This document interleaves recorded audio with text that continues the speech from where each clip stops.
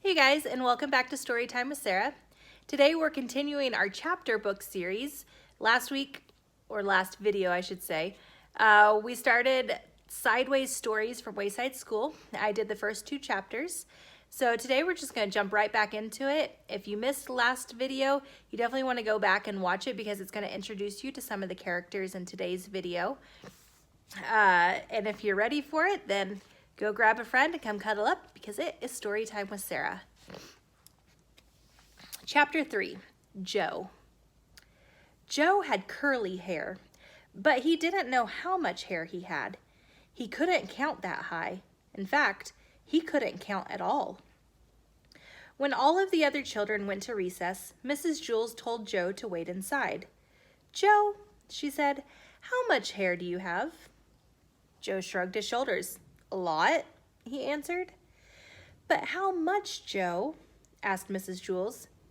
"Enough to cover my head," Joe answered. "Joe, you're going to have to learn how to count," said Mrs. Jewls. "But, Mrs. Jewls, I already know how to count," said Joe. "Let me go to recess."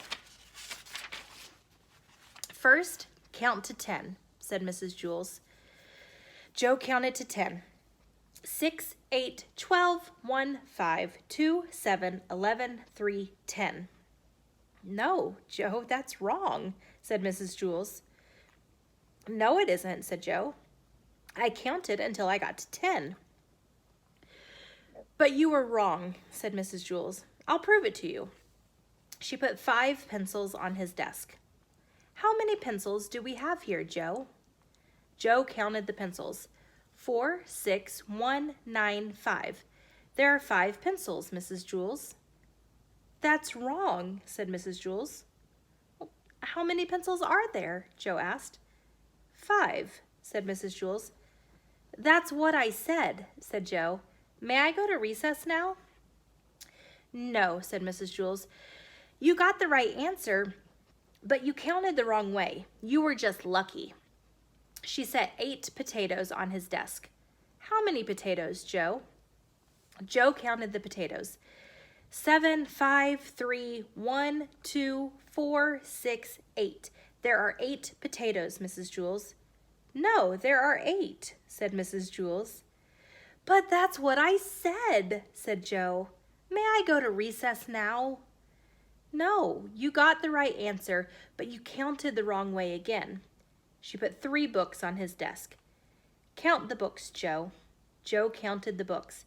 1,000, 1,000,000, 3. 3, Mrs. Jewls. "Correct," said Mrs. Jewls. "May I go to recess now?" Joe asked. "No," said Mrs. Jewls. "May I have a potato?" asked Joe. "No, listen to me. 1, 2, 3, 4, 5, 6, 7, 8, 9, 10, said Mrs. Jewls. "Now you say it." 1, 2, 3, 4, 5, 6, 7, 8, 9, 10, said Joe. "Very good," said Mrs. Jewls. She put 6 erasers on his desk. "Now count the erasers, Joe, just the way I showed you." Joe counted the erasers. 1, 2, 3, 4, 5, 6, 7, 8, 9, 10. "There are 10, Mrs. Jewls." "No," said Mrs. Jewls. "Didn't I count right?" asked Joe. "Yes, you counted right, but you got the wrong answer," said Mrs. Jewls. "This doesn't make any sense," said Joe. "When I count the wrong way, I get the right answer. When I count right, I get the wrong answer." Mrs. Jewls hit her head against the wall 5 times. "How many times did I hit my head against the wall?" she asked. 1, 2, 3, 4, 5, 6, 7, 8, 9, 10. "You hit your head against the wall 10 times, said Joe. "No," said Mrs. Jewls. 4, 6, 1, 9, 5. "You hit your head 5 times, said Joe. Mrs. Jewls shook her head no and said, "Yes, that is right." The bell rang and all the other children came back from recess. The fresh air had made them very excited, and they were laughing and shouting. "Oh, darn," said Joe. "Now I missed recess." "Hey, Joe, where were you?" asked John. "You missed a great game of kickball." "I kicked a home run," said Todd. "What was wrong with you, Joe?" asked Joy. "Nothing," said Joe. "Mrs. Jewls was just trying to teach me how to count." Joy laughed. "You mean you don't know how to count?" "Counting is easy," said Mauricia. Now, said Mrs. Jewls. "What's easy for you may not be easy for Joe, and what's easy for Joe may not be easy for you." "Nothing's easy for Joe," said Mauricia. "He's stupid." I can beat you up," said Joe. "Try it," said Mauricia. "That will be enough of that," said Mrs. Jewls. She wrote Mauricia's name on the blackboard under the word discipline. Joe put his head on his desk between the 8 potatoes and the 6 erasers. "Don't feel bad, Joe," said Mrs. Jewls. "I just don't get it," said Joe. "I'll never learn how to count." "Sure you will, Joe," said Mrs. Jewls. "One day it will just come to you. You'll wake up one morning and suddenly be able to count." Joe asked, "If all I have to do is wake up, what am I going to school for?" "Well, school just speeds things up," said Mrs. Jewls. "Without school, it might take another 70 years before you wake up and are able to count." "By that time, I may have no hair left on top of my head to count," said Joe. "Exactly," said Mrs. Jewls. "And that is why you go to school." When Joe woke up the next day, he knew how to count. He had 55,006 hairs on his head, and they were all curly. Chapter 4, Cherie. Cherie had long eyelashes.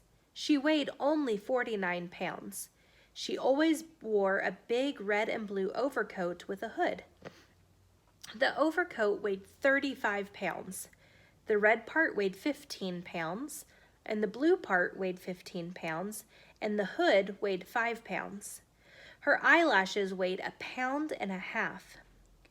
She sat next to the window in Mrs. Jewls' class. She spent a lot of time just staring out the window. Mrs. Jewls didn't mind. Mrs. Jewls said that a lot of people learn best when they stare out of a window. Cherie often fell asleep in class. Mrs. Jewls didn't mind that either. She said that a lot of people do their best learning when they are asleep. Cherie spent all of her time either looking out of the window or sleeping. Mrs. Jewls thought that she was the best student in the class. One afternoon, it was very hot. All of the windows were open, yet Cherie still wore her red and blue overcoat. The heat made her very tired. Mrs. Jewls was teaching math. Cherie pulled up the hood over her face, buried herself in her coat, and went to sleep. "Mrs. Jewls," said Kathy, "Cherie is asleep." "Well, that's good," said Mrs. Jewls. "She must be learning something." Mrs. Jewls continued with the lesson. Cherie began to snore. "Mrs. Jewls, Cherie is snoring," said Kathy. "Yes, I can hear her," said Mrs. Jewls. "She must be learning an awful lot today. I wish the rest of you could be like her." Cherie began to toss and turn. She flopped over on top of her desk and then rolled over on top of Kathy's desk. Then she rolled back the other way. Kathy screamed. Cherie rolled out the window. She was still sound asleep. As you know, Mrs. Jewls' class was on the 30th story of Wayside School, so Cherie had a long way to go. After she had fallen 10 stories, Cherie woke up. She looked around. She was confused. She wasn't in Mrs. Jewls' class, and she wasn't at home in bed. She couldn't figure out where she was. She yawned, pulled the hood back over her eyes, and went back to sleep. By that time, she had fallen another 10 stories. Wayside School had an exceptionally large playground. Lewis, the yard teacher, was way over on the other side of it when he happened to see Cherie fall out of the window.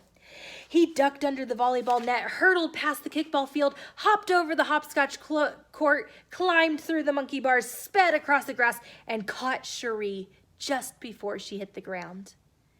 The people in Mrs. Jewls' class cheered, and Cherie woke up in Lewis's arms. "Darn it, Lewis," she said. "What did you go and wake me up for?" "Oh, I'm sorry, Cherie," said Lewis. I'm sorry, Cherie repeated. Is that all you can say? I was having a wonderful dream until you woke me up. You're always bothering me, Louis. I can't stand it. She laughed and hugged him around the neck. Louis carried her back up 30 flights of stairs to Mrs. Jewls' room. That evening, when Cherie went to bed, she was unable to fall asleep. She just wasn't tired. That's the end of our chapters for today. Join us next time for chapters 5 and 6 of Sideways Stories from Wayside School. Have a great day. Bye.